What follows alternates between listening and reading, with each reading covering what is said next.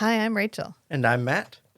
And I'm Meg. And this is Come In 81 Kilo, a Forever Night podcast.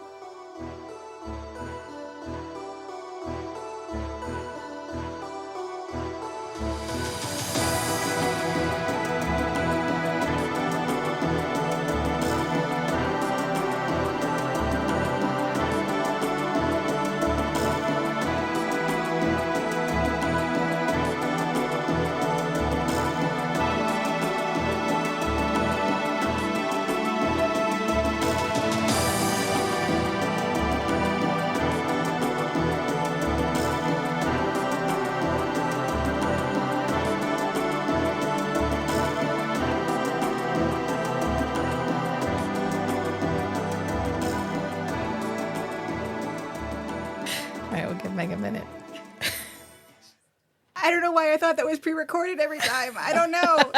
I thought you just hit the button wrong every time. I didn't realize that you were actually like, okay, I'm sorry. No, that's like why I have so much chance for chaos every time. Or sometimes I go, welcome to, this is, because we have a slightly different intro for each podcast. So I know. I kind of thought that you did that. You groaned and then you hit the like pre-recorded. But I don't know why I thought that. I don't. It's because I listen to them like in chunks, I guess. yeah, I have like 4 variations. And this one I pretend to mess it up. And this one I get it right. Sorry, I had to drink my Ribena alcohol drink. It is only meat and just. Yeah, it's fine. Although, what, you're not supposed to use Ribena as a mixer? Isn't that what everybody told you? You know what? They're all narcs, okay? They're all They're narcs like, oh, and no, uncool. not as a mixer. Nick's, which one? The Makeout King has Ribena in it. And I think it will have posted by the time this posts. So we have all of our cocktails that we're putting up on the Patreon website. And one of them is the Makeout King. And it has Ribena, Red Bull, and vodka. And it is absolutely delicious. And I love it. And I'm going to be drinking it throughout this entire episode. And I think it'll make it more fun for me personally. Yeah, I mean, it makes, Ribena and vodka and Red Bull would improve anybody's night because it's like an upper and it's got a lot going on. Anyway. And it's good for sick children, as we established. Ribena, apparently. So I don't actually know this from personal experience. I had to ask my mom because she was a child in Canada longer than I was. Apparently, Ribena, you're supposed to use it for sick kids. I never had it as a kid, so that's why you're not supposed to use it as a mixer. it's like the stuff. It's like the simple syrup at the bottom of a yogurt cup, kind of. Yeah, well, I guess it's like elderberry here. You can get elderberry syrup, and you're supposed to drink it for immune boosting. So I'm sure that's part of. I never actually read any of the health benefits on the bottle. I'm sure there's like. Well, if you take it and you put vodka in it, you're stealing it from the sick children, I guess. Or you're getting double immunity. You're healing yourself. Or it's like a hot toddy. The healing potion. Have you ever had a hot toddy? I have. Yeah. I enjoy them very much. Yeah.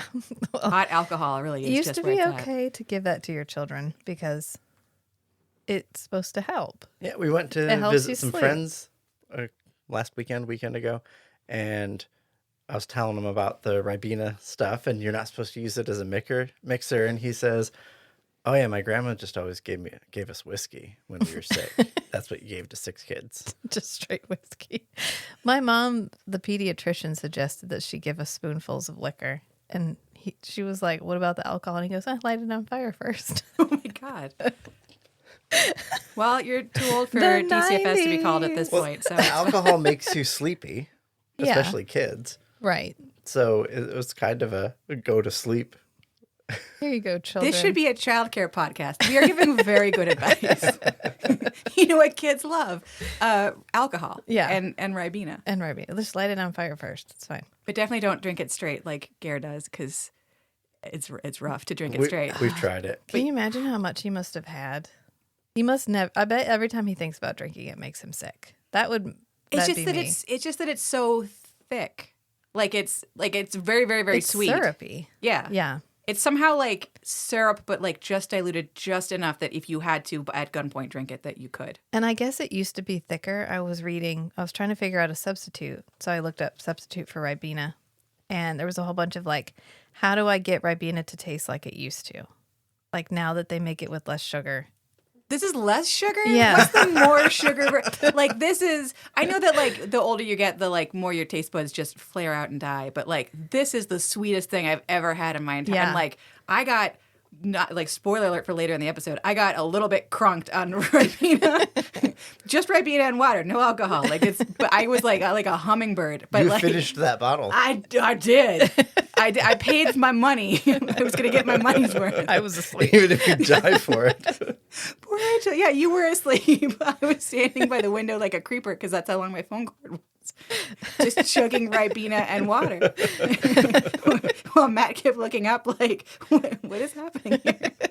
Well, it was after we met Gare. We were all recovering in our own ways. From the trauma. Yeah. Yeah, we got our complimentary shot of tequila Yeah. at the bar. Also, can I just point out, I had not seen that photo before you posted it on strangeandbeautiful.club, and when I like zoomed in to look at it, I have no thoughts on my face. I have never. Empty. It's a blank slate. Yes, you're both like smiling like normal people, and I look like a blow up doll behind you. I have nothing on my head. It was such a pure moment of emptiness. I don't recall it because I wasn't there. But It looked fun. It looked fun from the outside. Yeah, just that empty head I was bouncing around in. I see this meme periodically of guys being like confounded that women don't understand the idea of like, hey, what are you thinking about? Nothing. No, come on, you got to be thinking about something. And like guys are all like, no, like we have our nothing box in our mind and we like to go sit in it and we think of nothing. And it's like inconceivable to a lot of people. And Meg, you got to experience the nothing box. Yeah, you know what? Yeah. I understand it now intimately. I have too many thoughts in my head all goddamn day long, too much. Yeah. Just running through there. I had never found the nothing box. And then I was just violently forced into the nothing box. Just walking out the door going, hi, I'm Gare, and then just static. Just wind in the trees. Yeah, it was a peaceful place. For like a day and a half. It was like a really long time of just like. Even now, not to out myself, but for the 2 weeks of work afterwards, I was like, I'm doing the best I can, but there's not a lot of thoughts happening up in this brain. I hope this is right. I don't remember how to do my job. Oh, it was a psychic cleanse. Yeah. It was a fresh fall of snow. A full enema, just gone. Just nothing. We've jumped ahead a little, but spoiler alert for later. Just empty brain. This is the director's cut of the bonus episode of our Toronto visit. We decided to redo it with Meg because she was there, and we should have done it with her in the first place. So I have the sacred texts on my lap, which Meg handy dandily made up for us with day tabs and what we're going to do each day, and a meter of how likely the splash meter, we'll just put that out there and we'll just leave it there. So we started out the first day was just travel. She put my vampire air, which I haven't made my vampire air t-shirt, but eventually I will. And it's coming. See what that looks like. Look for it in the merch store. I feel like I did a plug for you. Aren't you proud? Yes, thank you. Well, you can get to the merch store from strangeandbeautiful.club. Tuesday is the first day that has a picture of Gare on it, and it's the self-satisfied Gare from, which one is the one where Stone Tree almost gets convicted by the internal investigations for shooting that guy, and his weird not wife shows up with the dress that looks like if she breathed heavily, she would just pop out in the flashback. Stone Tree has a wife? No, the flashback. Nick's flashback. Yeah. Oh, Boobsy McWhat's-her-face. Yeah. Got it on the first try. the one who hunts him down across time. Yeah, the one who's like, I have spent my entire life trying to get revenge against you for this immortal life that I would not have had otherwise. She seems to be enjoying. Yeah. Oh, and I've killed a bunch of people. I haven't bothered to count that one. Anyway, it's a clip from that. I'm chasing you down to kill you because it's one of the last few episodes. Even though I've had to kill a bunch of people since I've been a vampire. Not had to. She's into it. He's like, oh, have you not killed people? And she's like, yes. Yeah, obviously. That's the best part. That's. Oh, okay. And now I'm going to kill you. And her hair's terrible. Like, it's fine in the flashback, and then in the present, it looks like she over-attacked it with a straightening iron and a crimping iron and a hairdryer all at the same time. Maybe she can't see her reflection. Is it Fatal Mistake? No. Maybe. Here's the list. Although my list is not in the same order. Yeah, as it's yours. Fatal Mistake. I know from the thumbnail. I know from the thumbnail that one's Fatal. I was thinking Fatal Mistake, but I think I was conflating Fatal Mistake and False Witness. But anyway, we started out the day by going to the cookie outlet, which Meg was disappointed about, but we weren't disappointed about because there were cookies. There just weren't as many cookies as expected. So it should be all of the broken and garbage cookies that this factory makes that like just don't meet whatever their standards are. And normally when you go there, it's like a real outlet. It's not like one of those stores that calls itself an outlet and then is really just lower quality product made for more money. It's like an actual offcast of the actual like it's attached. It's still attached to the real cookie factory. And normally when you walk in, there's just all these dump bins full of garbage bags of cookies. It's amazing. It's like the best. I mean, like little fat 10-year-old me like loses her shit every time she goes there. So I was like building it up. I was like, Matt, Rachel, garbage bags, mountains of cookies. So many cookies. So many. And we got there and I don't know if I should have looked this up before recording a podcast about it. I don't know if they're like shutting down the outlet or if they're moving the outlet because we saw another place that looked like an outlet directly across the street. Or if we just got there after like a bunch of other fatter people got there before me. I don't know. But we showed up there and half the bins were just gone and the other ones were empty. And I felt like I had built this up to be like Willy Wonka's Wonderland.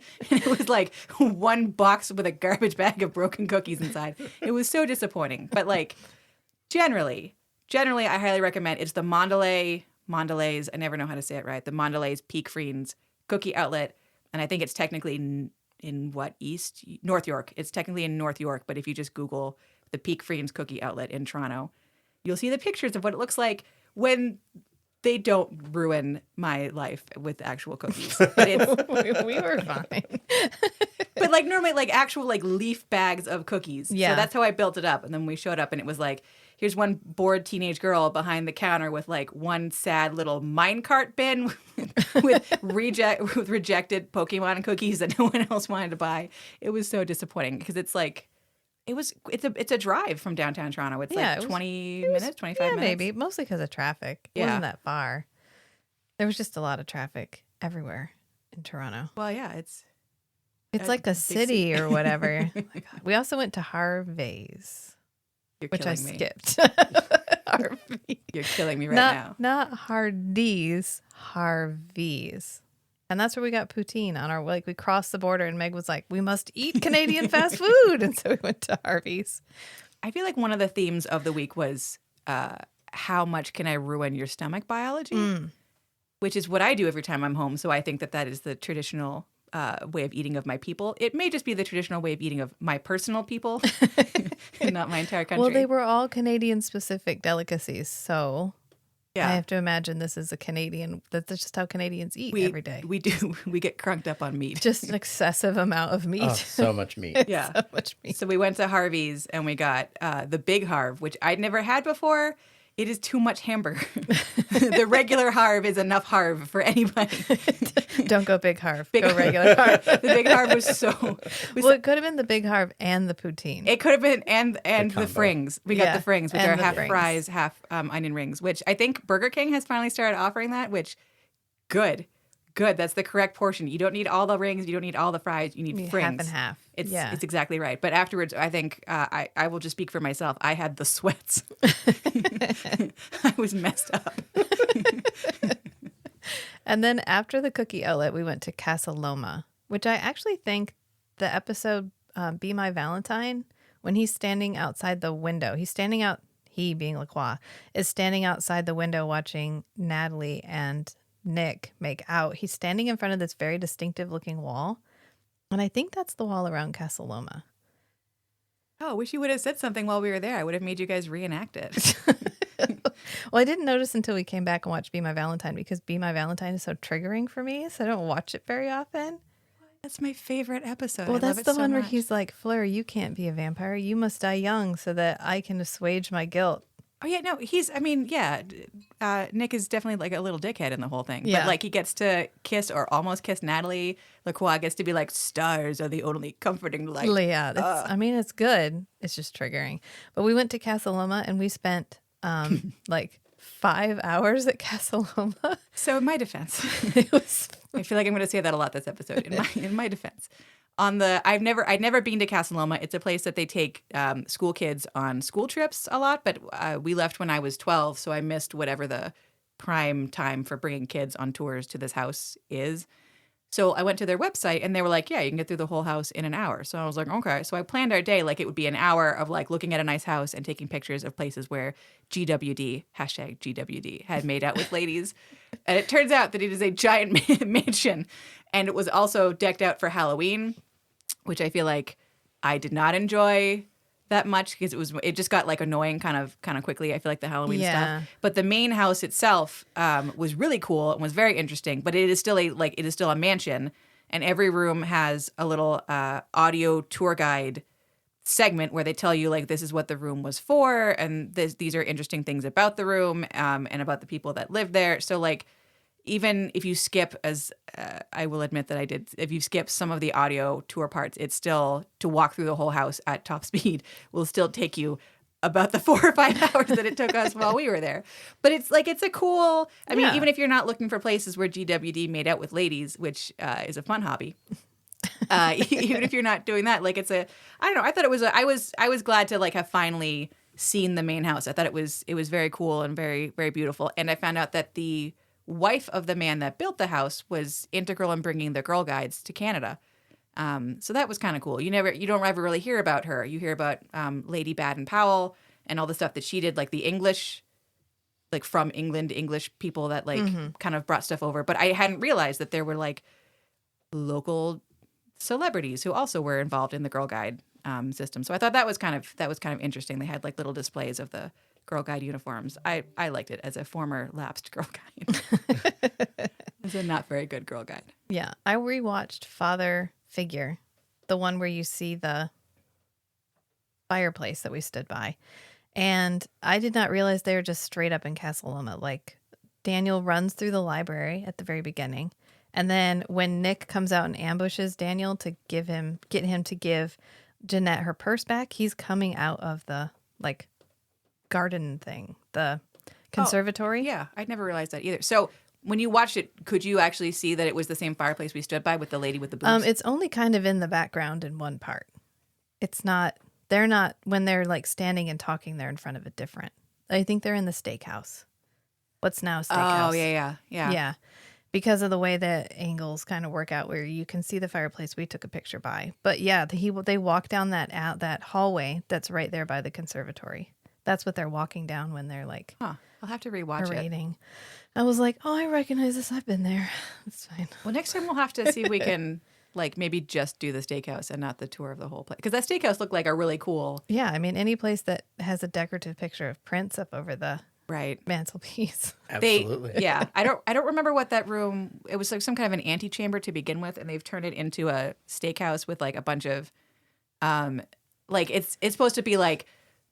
You had an 18th century room, and then someone came in with spray paint, and they like made it cooler. Which I know is obnoxious, but like I like it. I really like it. So I like the vibes of it. I had looked actually originally into like getting us reservations. It was a little more than what we had in the budget because it's a fancy steakhouse and a tourist attraction. So if you just do the math on that, But having had a chance to like peek over the half wall into the cool steakhouse, now I'm like, oh, maybe next time. Next time we'll plan for it. For the Gerthering part 2. The Gerthering.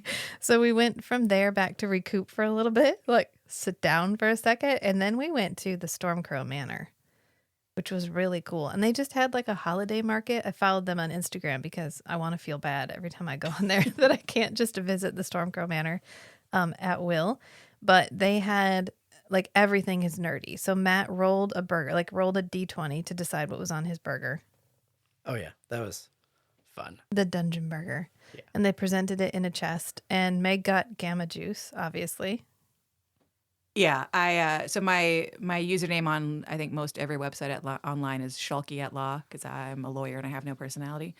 So they had a drink with light up plastic ice cubes in it, like green ice cubes in a green drink. And so they called it, something like Gamma Juice. It was like the She-Hulk cocktail. So naturally I was like, well, I don't have a choice. So there we go. I'm getting that. Get that. It was good. Looked really good though. Yeah. Yeah. Yeah. I was surprised. I thought the alcohol was top notch. The presentation was really good. You guys got what do they call it from The Endgame? Infinity Stone shots. Infinity shots. Yeah. Yep. And they played music throughout the entire restaurant. They paraded the drinks around. I thought they had missed our table. I thought someone else was getting those drinks. But they just paraded them around the whole top floor of this. So the restaurant used to be a mansion, it looks like. So like you're on the top floor of this mansion, and that's the theme of our trip, I guess, mansions. Yeah. And they like brought it around. There were sound effects. There were lights. The drinks themselves were in a little box that lit them up from the inside.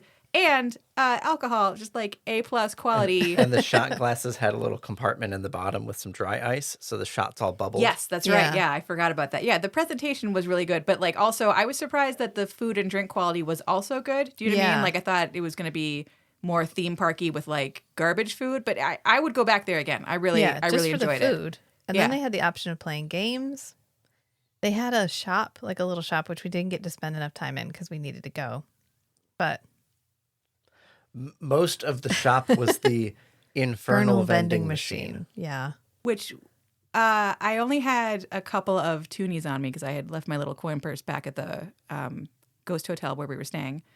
But we had just enough to purchase, how do I say this?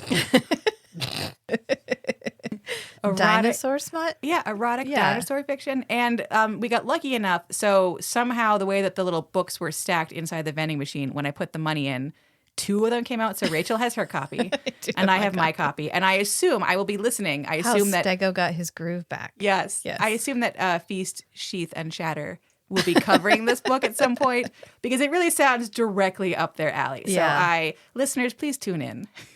I think the weirdest part about the description is I don't think the dinosaur is anthropomorphic in any way. Oh, no. So I haven't read the book either. But from the back, it does sound like a reanimated dinosaur-shaped and dinosaur-sized dinosaur. It would be like Jurassic Park if somebody got it on with one of the velociraptors. But the velociraptor, not like were-velociraptor, not sentient velociraptor, just like... Well, aren't they? But he's sentient a little bit, right? Based on the we'll thing. find out when I read it. Yes. Oh, I'm so excited. I mean, otherwise it's just bestiality and it'll get rolled I mean, is it not if it's sentient? Like if it can talk to you, but it's still a stegosaurus? You know what? Don't ask me legal questions. I'm going to have to look up later. I mean, at what point do we go from? At what point is it a person? Yeah, at what point is it a person? I don't know. Because people complain about Beauty and the Beast, and he's clearly anthropomorphized. Yeah, he was a human. He was a very, very hot human man. Yeah, who gave me a lot of unrealistic expectations for adulthood, and also some unfortunately very realistic expectations for adulthood. I shared a reel. I think I shared it with Matt, and it's this woman, like they're redoing Beauty and the Beast or whatever. And so she gets captured by the beast and she's like, oh no, I'm caught by the beast. And then she's like, I love you. Cause she's just so excited to be with the beast. And then the beast turns into a person and she's like, shit, no, go back. And he's like, I can't, you healed me. And she's like, I didn't want to heal you. Like, I wanted you the way you were.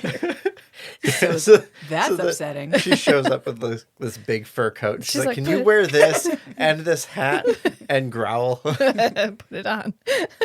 You know what? Love takes a bunch of strange forms.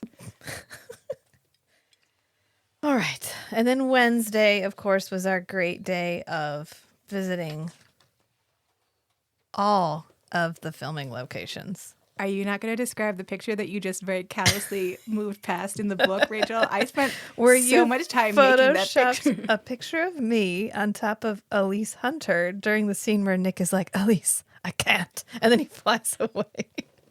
We're in the Royal Ontario Museum, which we went to visit. I did include the photo that you took of Matt where Matt's pretending to almost bite me. I mean, if we're there, if we have the opportunity to reenact a scene from the pilot, why would we? When in Rom. Yeah. Wow. Well, next time if we go with people, doesn't Kristen have that leather coat? She did just purchase one of the leather coats from early in the show. I don't know if it's the one from the Actually, let me see the picture and I can tell you. Because it's got weird little straps on the shoulder. Yeah, I think it's the same coat. Well, Kristen, if you're listening, I think you know what you must do. While I rustle this. You can't quite tell in your picture. But I covered it up with a bunch of words. I'm almost positive it's the same one. Oh, then that's it. If it's kind of like an olive green or brown color, like a light brown olive green. Yeah, I think it's a light brown, although it looks dark on the screen. You can kind of see it there. Maybe. I feel like in the first season, he's wearing a lot of cool leather jackets. He has a lot of statement jackets. He has a lot of statement jackets because he has his purple members only jacket. And then he has a couple leather jackets. Well, you know, it might not be because that leather jacket gets shot up. Because remember, he gets shot with an Uzi.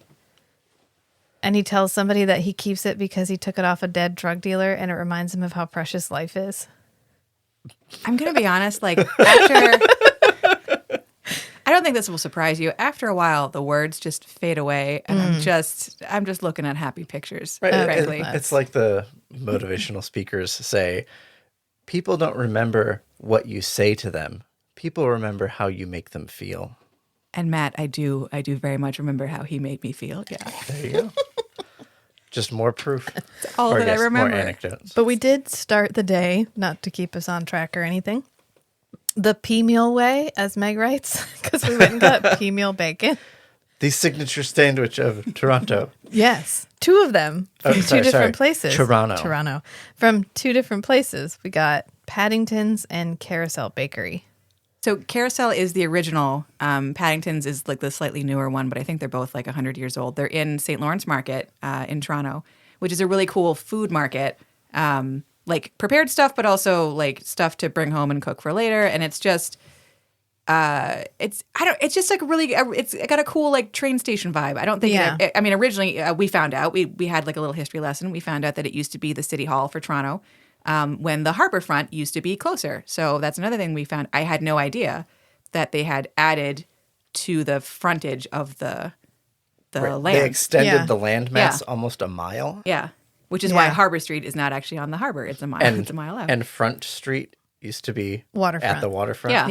Yeah. So if anyone gets a chance to go, besides stuffing your face full of food, go upstairs, see the History Museum. It was very interesting. You got to see the chair that the mayor of Toronto used to sit in. And then I think they have rotating art exhibits. So I found it kind of cool and educational. But I'm not going to lie, I can't pretend to be classier than I am. The reason I took them there is because it's got pea meal bacon sandwiches, which is... like the iconic, it's the iconic sandwich of Toronto. And for American and international listeners, I don't really, Rachel and Matt will maybe have to help me in describing pea meal bacon. But like the reason it's called, I keep saying pea meal because I have an accent, but it's pea meal, like corn meal. Mm-hmm. So originally they took whatever cut of meat the bacon is from, you would slice it and then you would roll it around. I guess you'd roll it around first in the pea meal. And so on the edge of every slice of meat is like a little tiny... like a breading. Yeah, a little tiny breading of this pea meal. And I think it still is pea and not corn, but like it's yellow. I don't know. But it's essentially just a big Kaiser roll with a bunch of meat just thrown in the middle. Yeah. And it's delicious. It's like the cut of meat that they use for bacon in England, not the American bacon. Is it back bacon? Is that what you call it here? I don't know. The bacon here is like part meat, like ribboned. Like right, but I mean like... but the one that we had was like mostly ham. Yeah, but if you were here and you were trying to order, and you ordered back bacon, would that be the same thing as No, that'd what be we fat have? back. That's fat back, okay. It'd just be straight fat. This is like... You'd have to order Canadian bacon if you wanted that cut. No. This friendship will end. Canadian bacon is a crime. Canadian bacon is a ham, and it is a crime against my people. And I had never heard of it before coming to America, and I thought it was pea meal, and I was so excited. No. And I got ham. I got Lunchables. I was so mad. It's just circular, so it fits on a sandwich better. It's a crime. That's literally all it is the closest hate crime that I can imagine to my people, and I think any Canadian listening will support me in this. Yeah. But it's hard to it's solid meat. It's like pink and wrinkly. If you look up pea meal bacon, you'll find a bunch of expat sites being like, where can I find it? Please get it to me. Yeah. I don't know. I really enjoy it. I'd never had it the Paddington's way. You guys had it the Paddington's way where they add marmalade to toppings, it. Yeah. Yeah. I think I had marmalade and relish and a couple other things. Yeah. And it was good. I kind of liked, Matt said he liked the one with the toppings better. Yeah, I liked Paddington's better. I kind of liked the carousel one. I think it was a little saltier. Yeah, carousel was saltier, but it was a little too dry for me. Well, I know we could have gotten stuff added to it. I just got it the plain traditional way. way. The just meat and bread. Like the glazed donut. Yeah. Yeah. But yeah, I remember the first time that I did like a taste test because I'm also a pig and I can't not do a taste test. But I remember thinking, oh, one of these has better meat and one of them has better bread, but I don't remember which one I thought was which. So it means I have to order two sandwiches. I mean, we ate them twice that day, so it was fine. It was fine. We walked around with just bags of meat in your backpack. It was my backpack meat, backpack sandwich, travel meat, and we didn't get sick or anything. So it's fine. I vouch for it medically. Yeah, it was cooked. It's perfectly fine. Yeah. We went from there to what used to be the exterior of Nick's apartment, and I actually think the building is slightly different, but it still has the water tower. You know that you see from the bottom up water tower every time we see the exterior of his apartment. So that was pretty fun. Yeah. Yeah, it was a part of Toronto I'd never been to before. That was got to go over the fancy bridge. Yeah, the water I step in is not the water I stand in. Yeah, it's a famous bridge in Toronto that I had never seen in person before. I'd only ever seen pictures, so I got really kind of emotional when we were walking up to it. And I think Rachel and Matt thought there was something wrong with me. But it's like it's a really we beautiful, know there's something wrong with you. But like specifically, but it's the same kind of thing that's wrong with us. Yeah, but like specifically as to like tourism, so a different flavor of wrong, I guess. And it used to have a giant clock in the front of it, and then at some point they took the clock out, but you can still see where the clock used to be, and the streetcar still runs like right under it. I don't know. It's a very Toronto site. If you ever get a chance to go to that bridge, I think it's the Don Mills Parkway. I feel like if you just Google "the water I step in is not the water I stand in" bridge Toronto, you'll find it. But yeah, I thought the apartment was kind of cool. I think everyone leaving the apartment didn't know why we were taking pictures outside their home. Well, we kept accidentally opening the door. Yes. We were trying to take pictures in front of the address, and it was just a wave your hand in front of it door. So we kept open. We could have just gone in, been like, "Hey, anybody know which apartments is Nick's?" I know it's just the exterior. Don't give me that look. Okay, and then we went to the library, which is the library that pretended to be Nick's second precinct. Yeah. It's the 96th precinct. Which was in kind of an area that maybe I wouldn't have been as comfortable going into at night, but in the daytime it was fine. Yeah, it was nice. It was interesting because once you go inside, I mean, I don't know, we went inside to use the bathroom, but it was really cramped for a library.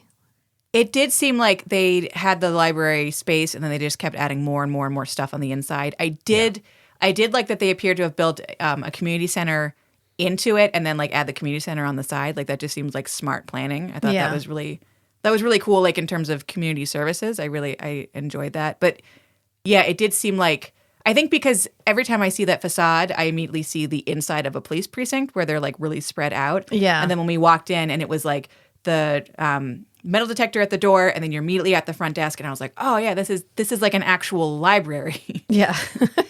Which I feel like I haven't been to a real library in so long that I was like, oh yeah, like they stayed the same size. I just got bigger.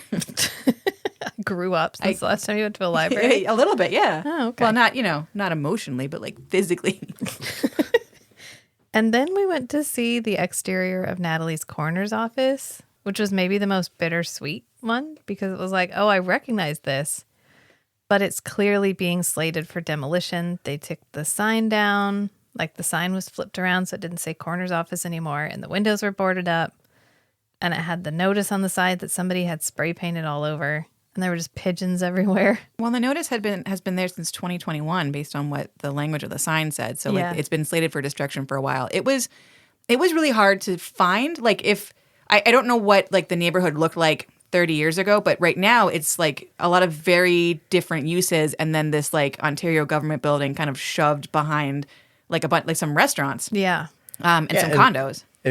It was apparently hard to find for the locals because the guy stopped and looked at us. When we were debating on the corner about where to go, I was like, I think we go that way or that way, and he's like, well, I'll help. Where are you going? And I didn't want to be like the coroner's office. Well, it would. I mean, like it's the abandoned former coroner's office, like to make it much former, less creepy and normal. Coroner's office. Yeah. And he was like, oh, okay, oops, sorry, no. And I'm like, it's not that I don't want to tell you. Like, I'm not being secretive. I'm not sure how to word this, and I can't remember the address off the top of my head. So I was just like, I don't know. I was like, you know what? Thank you anyway. I don't want to tell you. But I'm glad that we were able to see it before it's torn down. I mean, maybe if we go back next year, the sign will still be there for 2021 with more spray with paint. more spray paint. Yeah, but yeah, there were lots of pigeons and like many squirrels. I feel like, which was so many surprising. creatures. It had a very nobody's been in this building in years air to it. Yeah. Again, I'm glad we came here in the daytime because I'm like a little skeeved out being it here. was a slightly less nice area than the. Yeah. I think it's just because it's like a street behind all the other streets. Yeah, it wasn't like a main. There was no like nobody's coming there for. There was no Tim Hortons on that street. Let's put it that way. Oh, you need to tell everyone about your new obsession with Tim Hortons. Well, it was really good. I don't see why anybody wouldn't get obsessed with Tim Hortons, and they're everywhere. So anytime you're like, God damn, I wish I could have another like Tim every Hortons. 2 to 3 blocks. Anytime we had a street that they didn't have a Tim Hortons, I felt Rachel getting a little nervous. That's when I was like, we're in a bad place now. I think we're in the simulation. There's no Tim Hortons here anymore. But we went from there to the church, which is St. James's Church. We needed saving. I'm just going to keep us on track. Maybe, but a little bit. So we went to the church, and that's the one where he's standing outside of it in For I Have Sinned. And I took the video of Matt where I went the wrong direction, which actually that video got like 500 and some views. It's the most usually I get like 100 maybe. And that video I got like a little like badge. It was like, congratulations, you got over 500 views. You're welcome. Because your male model there was staring at the church. He's all like, oh, dude. Like, he's got my bag full of stuff, and then he has his Come In 81 Kilo shirt on, and then his hat on backwards, and then his like Nick sunglasses. Oh no, I was not even being sarcastic. It was very male model. I'm very proud of you, Matt. Yeah, you brought it. You brought your A game. We even went in, and Meg felt compelled to donate to the church to say sorry for having only come there to see if it was the Forever Night Church. It's not even a Catholic church, but it turns out that even if you're no longer Catholic guilt will come up real fast inside your belly. And if you can donate via Venmo to any churches listening, it turns out that also is very compelling. Yeah, it was like, oh, you want to give, but you don't have cash? Here's a QR code. Here's our Venmo. To just wave Go my ahead. phone on this little computer screen to absolve myself of the guilt of going into the church and being like, where's all the vampires at? Which it's interesting they use that church, which is an evangelical church, or was it Anglican? I thought it was Lutheran. I don't know. It didn't have a confession booth. Let's say that. Oh no, it was clearly either a different inside or they had added stuff. Yeah, unless they built a confessional, they used a different church interior, which makes you wonder. Maybe it was just the spot was better for filming for the exterior there. Well, because they had that big lawn on the one side. Yeah. Which we came back to later for further reenactment. Right, because I was like, I went the wrong way. Because, of course, we went back that night and watched For I Have Sinned. And I was like, dang it. I was supposed to go from the door to you, not from you to the door. Right, and we were looking at the wrong side of the church. You were right. It's an Anglican Episcopal Church of Canada. Oh, okay. I knew it was like Catholic adjacent, but not Catholic. Like, because... Anyway, it's fine. We're just going to leave it there. But then we went back for a bit of a rest because we walked like, I think, 8 miles or something that day. Oh, Ben McNally. Yes. We also went to the Ben McNally bookstore, which is not the bookstore that they filmed Stranger Than Fiction in, because that was James Hoare's. So the original bookstore was the Nicholas Hoare bookstore. Nicholas Hoare's, thank you. I knew it had a Hoare's at the end. And he retired, sold it. And then Ben McNally is like the spiritual successor. Yeah, I think Ben had originally worked at the Nicholas Hoare bookstore or at one of the branches. And then he had his own bookstore, which had a similar kind of like wood grained everywhere vibe. And then I think they got basically kicked out of that space or like priced out of that space. And that space is now a walkway. They don't even have a store there. They just like made a big hole where the store used to be. So we went to the son of the bookstore that was used in the TV show. And just a little plug for them. They were very cool inside. Like they're still working on getting set up. Like they're not totally, like full up and running yet. They don't have all their like wood paneling. They have some wood paneling, which I highly recommend. We had plenty of wood paneling. It was... There could always be more wood paneling, like a station wagon. There could always be more. Yeah. So they have a book club where they will pick books specially for you. Like it's not just their regular book club. They will pick books specially for you. They will send them to the States, which I know because they are sending me books to the States which is my new favorite thing, getting books in the mail from them. They're a small independent bookstore. I think we should support them. Yeah. They were nice to me. Be And nice that to is them. Ben McNally Yes. in Toronto. If you want to look them up, I'm sure you could contact them and set it up. And I think Meg set it up so instead of getting one a month to save on shipping, you get them quarterly, right? 3 books at a time. Yeah. Yeah. Yeah. So that made the shipping reasonable to the States. But if you're in Canada, hey, you can get one a month. So you can join a Book of the Month club in a Forever Night adjacent book club, like bookstore. You can tell them to only send you vampire books. I bet they'll do it. They're cool. Can you get them to send you that would be hysterical. Be like, well, I really like this show called Forever Night. Do you think you can find, like, there was one, I think, written by Nigel Bennett and... I already have them and signed at home right now. How dare you question my bona fides? But if you, dear listener, do not have the Nigel Bennett books, not only can you get the not Nicholas Hort, you can't get him to send you anything, the Ben McNally bookstore to send you the books. But if you're part of the Forever Night fan club on Facebook, P.N. Elrod, who wrote the books with Nigel, has a bunch of like signed book plates that she will happily send you if you donate to charity. And I know this because I happily donated to charity to get some signed Nigel Bennett swag. So I'm giving you a double plug right now. Go buy some books from an independent bookstore. Go support this author lady and charity, probably, on Facebook. Yeah, and I'll post a link to the Ben McNally website in the show notes. I will do that. And then after that, we went back to take a rest because it was a really fucking long day. We walked like 10 miles. We walked like 24,000 steps. That's how many. And that was with using the streetcar. That's true. Although, like, to be fair, with all the meat that we ate, I didn't lose a single pound. It was balanced. It was balanced. It was an exact balance. The streetcar was cool, though. We had fun. We even rode the subway. We rode everything. We rode the bus, the subway, and the streetcar. That's right. Yeah, we did. We did the trifecta. Yeah, we did all of it. And it was so cheap, you guys. You got a Presto card, which gave us for the whole day, it was what, like $10? It was like 13 Canadian dollars. Yeah. So nothing. And we could ride whichever. Unlimited use for the whole day. Yeah. Yeah. Yeah, it was fantastic. It was really nice. Support the TTC, you guys. And we had reservations at Selva, which is the restaurant that is currently in the Raven. And we had them at 6:30, and I suggested to Meg that we push it out a little bit so we had some time to rest, which turned out to be good because we needed time to rest. And then we got an Uber to go to Selva because we were so excited to go eat there.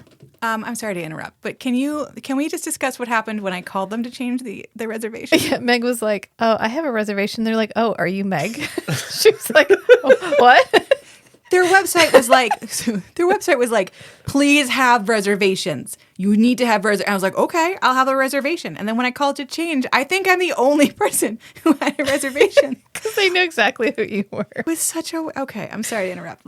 I will back to you. So you changed it to 8 o'clock. We went back and we got fancy. And I actually wore or was that the night before when I wore my jacket? And No, somebody was like, oh my God, is that a Forever Night cast jacket? That was that night, yeah. And I was like, yeah. I need to get better about talking to people that talk. I should have been more gregarious, but I was like, yeah. Did you work on Forever Night? Like I would have been like 10. So no, I didn't say that. I said, no, I bought it from Catherine Disher. I didn't say that either. I was a child carpenter. And that was the only time my jacket got recognized the whole time we were in Toronto. But it was really cool. Like somebody was like, oh my God, is that? He was like, wow, that was a really long time ago. Like, People still remember that show. I was at one point during the trip, I split up from Matt and Rachel, and I was in an Uber by myself. So I was texting my godfather, who still lives in Toronto, and I was telling him what we were doing and like the whole point. And he's like, "Oh yeah, one of my patients I think used to work on Forever Night." Like it seems like it's still permeating through the culture. He wouldn't give me any more information about the patient, which is fine. It's medical ethics, whatever. Fine. But Canada doesn't have HIPAA. I'm sure we have something HIPAA adjacent. Maybe. But we went to the Raven, Selva, and got pictures outside. It was very exciting. And when we went in there, we discovered why Meg was the only one. Or why Meg was so instantly recognizable. And it's because the restaurant was mostly empty. Bless. Yeah. That restaurant was trying so hard. It was empty except for the very unsuccessful date happening next to us. Which was right next to us. Like, you could have sat us anywhere. You could have spread us out. They're like, here's some entertainment for tonight. Would you like to listen to this blind date? Rachel was slightly closer than me, and I'm just deaf at all times anyways. So I made Rachel be like my little personal hearing aid. Yeah, what's going on now? That was awkward. It was so awkward. My favorite part is when he stopped and he was like, well, you haven't done any talking. She's like, you haven't stopped talking, which is fair. He had not. And he goes, well, what are some of your red flags in a relationship? This. Meg goes, abort. When given the chance to talk about myself, instead you asked me to talk about what I need you to not do so you can worm your way into my life. Is that what we're going for here? So rough. If you're listening, hun, you deserve better. You were very pretty, and he was a lot, and I'm so sorry for you. I mean, it was really good. I enjoyed everything we got. We got some kind of like seared Brussels sprouts. We got paella. Yeah, all the food was like shareable size, which originally I was like, ugh, I want to oink all my own food. But it worked out well. It was like lots and lots and lots of food. Yeah. I got to eat all the lobster legs. Yeah. Oh, the crab legs. Crab legs. Yeah. Remember we pointedly did not get lobster, and you were like, did not get lobster. You were like, what about the lobster? That was another running theme of the trip, I think. Matt being denied lobster. Matt being like not consulted, because then we weren't going to go see the CN Tower. And he was like, when are we going to go up the CN Tower? And I was like, I just decided not to do it. And you're like, the one thing I wanted to do. I could hear his little heart break in his chest. And then he made a face, like sad face. So of course we went up the CN Tower, which was fun. We did a lot of things that school children do, I feel like. Well, that's because it's educational and touristy. Yeah, which is, I mean, and that's entertaining. the sweaty vibe we were going for. Yeah, it was fun. Because sorry, continue. Sorry. No, I was going to say we went home from Selva, and that was the end of that night. Oh, actually, no, we went to Sweet Jesus. We did. But before Sweet Jesus, do you want to describe for the listeners the vibe of Selva? I really think that you need to tell them what this restaurant looks like before they walk in and are a little shocked, as we were. Radioactive rainforest. It was a little weird because it looked like the Raven. Like it was like I know where the bar is. I know where the columns are. I've seen the inside of the Raven. Like I can't tell you how many times. And then to be in it, but then it looks like, how do I describe this? I think Matt was spot on when he said radioactive rainforest. Radioactive rainforest, yeah. But with like fake foliage hanging from the ceiling. And there was one part that had little fake fish. Just floating in the air. Floating in the air. And it felt, so I have looked at some more reels on Instagram since then. And I think the fake foliage on the ceiling thing is a thing. Because they also had that in the morning after. So I think the vines on the ceiling are like very... Oh, the other restaurant, the other brunch place. Yeah, I think that's grammable right now. I don't know. That's probably me. Oh, yeah. The whole place was very much for the gram but hashtag. The tiny, very fake looking fish hanging from the ceiling. It's a very weird, did I take drugs before I walked in the door? Yeah. I don't think I did. Maybe psychedelic.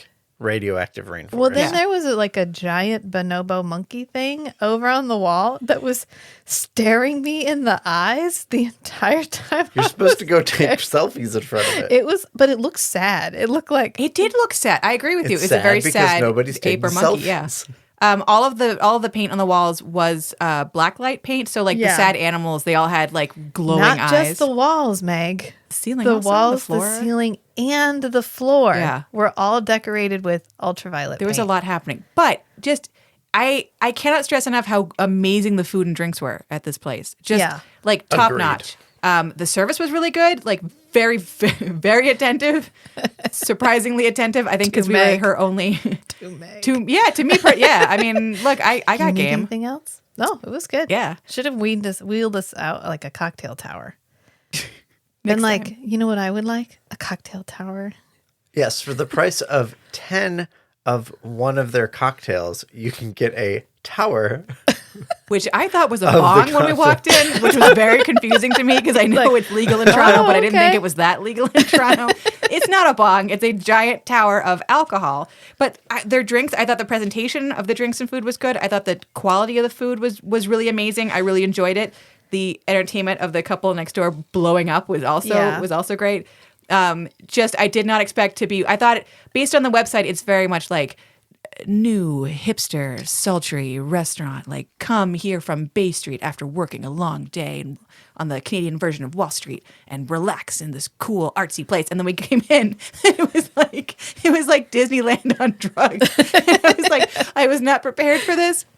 But if you can like just prepare yourself for like the black light weirdness, the food was amazing. It was so good. It's just my eyes couldn't figure out where to focus the whole night. It was just an odd aesthetic. It was. Yeah. I don't know. It's not what I expected. Yeah, it wasn't, but it was fine. I would go back. It was just a lot. I can see going there on like a fun date night, knowing it's going to be fun to be in this weird space. Yes. It was like artsy, leaning more towards fun than pretentious. But I think just knowing what you're getting into before you walk in the door, because I think all three of us walked in and just stood there with our mouths agape for a second. Yeah. And then no idea what to expect. I think it was artsy, leaning towards fun, trying to be pretentious. I think that was You're not wrong. Because there were the TVs behind the bar that were this like continuous zoom in thing where it was like zooming into part of the picture, which turned into another picture. And it was just this never ending. Like, I'm trying to be nice. It tries a little hard. It tries a little hard. I'm trying to be very nice for the podcast. But I really enjoyed the food. When I was looking at the menu, I was like, I don't know. It's all shareables and it's only fish and Brussels sprouts. Like, am I gonna like? I mean, I like fish. I like Brussels sprouts, but I was like, it seems like it's only fish and Brussels sprouts. And then the food came out in like giant 45-person family-sized platters, and it was all delicious, and it was all like just the right amount of food. I feel like we like timed it, we aimed it just right. I would recommend going there and trying it out and having a good time. It's I think it's worth going. The vibe is prepared to be visually stimulated. If you're expecting the like high end 90s grunge vibe of the Raven, you ain't gonna get it. But that's okay. It's not the Raven, it's Selva. So just go and enjoy it. Enjoy being in the space where Geraint definitely made out with somebody there. I mean, to be fair, that's every street corner in all of Toronto. But specifically in this room, the lips that sank us 1,000 ships were there. I can't imagine filming there because it was so cramped. Like, it was a very low ceiling. Yeah. It felt like a basement. I can understand why they would have switched to a set for the second and third season. Yeah. You can understand why all the shots are so close in season 1 because there was no option.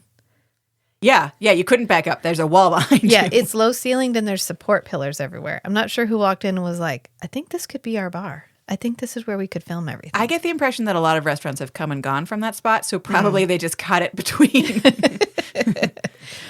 It's a good price on it. It's in kind of an odd spot, although it wasn't that far from the street that had Sweet Jesus on it, which was the street.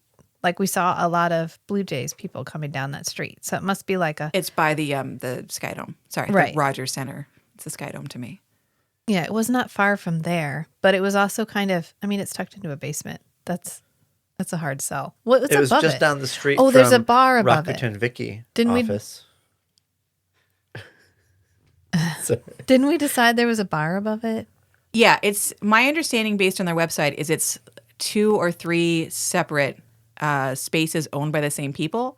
So I think there's like a bar, there's like a club bar, then there's like a bar restaurant, and then I think there's like a third event space maybe that they all have like about the same address. They're all kind of in a cluster there. They're all there together. Okay. I don't know. I recommend it. It's well, just then weird. we went and got Sweet Jesus ice cream, which was really good. And it's like soft serve dipped in just a bunch of shit. Like whatever you want it to be dipped in. So good. It's my favorite. You will mess yourself up on Sweet Jesus ice cream. You can't get the big size. I don't care how big you are. I don't care how iron your gut is. You can't handle the big. Don't try to handle the big one. It's too big for you. And it's all covered in stuff. And then we went and sat outside, and that's where we watched that pigeon die for like half an hour. It's not maybe the vibe I would have chosen. The slow death of the It seemed pigeon. appropriate for a vampire show weekend tourism visit. Just sitting there licking an ice cream cone How to while end watching that day, a pigeon that dies. Having walked 10 miles to find all these ridiculously old filming locations, which we're very fortunate that any of them still exist at all. And then the next day was the day we went to the CN Tower, which Matt was really excited about. Yes, I was excited to go up the CN Tower again. Yeah. The almost 30th anniversary of my first trip up the CN Tower. And I had never been before. Although I don't know why. I went to Michigan every year of my life for 20 years, 25 years, and we never went over into Canada.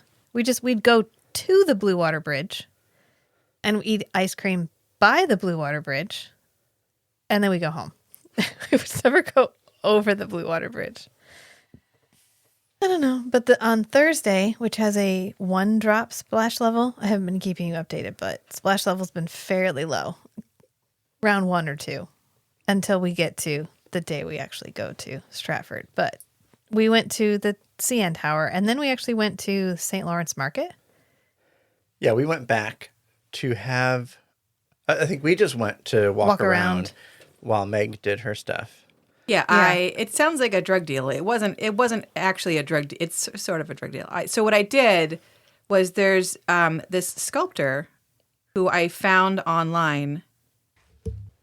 So there's this sculptor I found online. She's based in Toronto. Her name is Sydney, and her last name is Madia, Madia.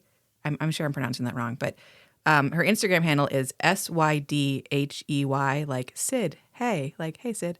So she makes all these sculptures, and I've been following her online for years, and she had this one really cool one of like a girl with little headphones on and a little puffer jacket, and I loved it with all my heart, and I've been trying to buy it from her for like 2 years straight. So when I realized I was going to be in Toronto, I like set up.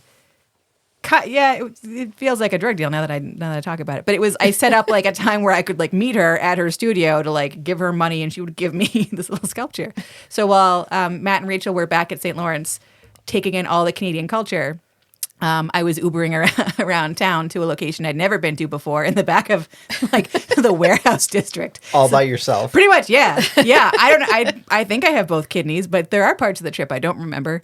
And I went and I bought a little sculpture from her. I feel like that was like the other theme of the trip, is trying to support small independent businesses and local artisans, because I never, it's how often do we get the chance to do that? So I got it, and she very nicely put little packing peanuts in it and wrapped it up in shopping bags, and I took it home and stuffed it in my luggage full of clothing, and I packed it very carefully, and now she lives at home next to my record player, and I'm very happy about it. So very cute. I think she still sells stuff online from her online store when it's open. So when it's open, give her it's like, I think it's open when it's open. I think it's one of when those, she has stuff, probably. Yeah. And I think she does shows in Toronto. So if you're in Toronto, tell her Meg says hi, and that she should make more sculptures for me. But that's where we got our gyro and souvlaki for skanky, because we went to St. Lawrence Market while you were about, and then you joined us at St. Lawrence Greek Market. Restaurant. Yeah, we went to the Greek place in St. Lawrence Market and got souvlaki, because you can't not get souvlaki. In honor of Skanky. Especially since we all knew Skanky was about to die. Matt didn't. So we're like sitting there eating souvlaki, weeping, and Matt's like, oh, this is normal. What's going on here? Why are we so emotional about Skanky all of a sudden? And okay, so I put pictures up on Instagram, because I have, if I don't put pictures up, did I even live?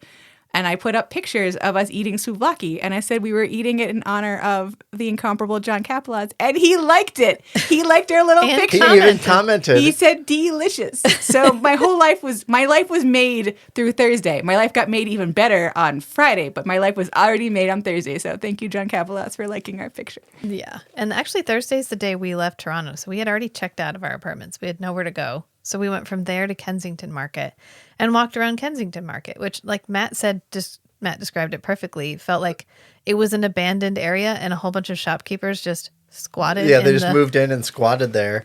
And that is kind of the bohemian set up vibe. shop. Yeah, spray painted a lot of stuff gold. It was so cool. There's like restaurants and vintage shops. And they're all in just residential houses. Yeah. I think I feels like that's another thing I hadn't realized until we were talking about it. Everywhere that we went in Toronto used to be a house, and now is not. Yeah, weirdly. But it was we got to see. So Kensington Market famously has an abandoned car that's been turned into a planter. So I dragged poor Matt and Rachel, whose feet were sore, up and down side streets until we found the planter, and then I made them pose for it to prove that we had been there. There's an Instagram famous store there that sells like 2-pound croissants, which we didn't eat, but we did photograph. Like a group. Wait, what? This is the first time hearing What? No, we stopped. We stopped in front of the Yeah, restaurant. no, I pointed it out, Yeah. and you were like, "Oh, I think you were just." We had eaten so much meat. I was disassociating at that point. That was a tough day because it was after a big day, and then we didn't have a real clear like goal. It was just a fun walk around day. So Matt was like, And so we were also still full of the meat sweats. So Yeah, to then there be was a like, lot of Matt, meat. eat 2 pounds of croissant, I think would have killed all of us. and he was just really excited about the Blue Jays game. We were all excited. I mean, I was excited. I don't think, okay, you know what, you guys? That's We went to the fine. we went to the store and bought you because you wanted the white on white Blue This Jays very hat. specific. You know what? I'm not good at making Merch. choices. So I had made a choice beforehand. Hey, I knew that's exactly good. what I was going to buy.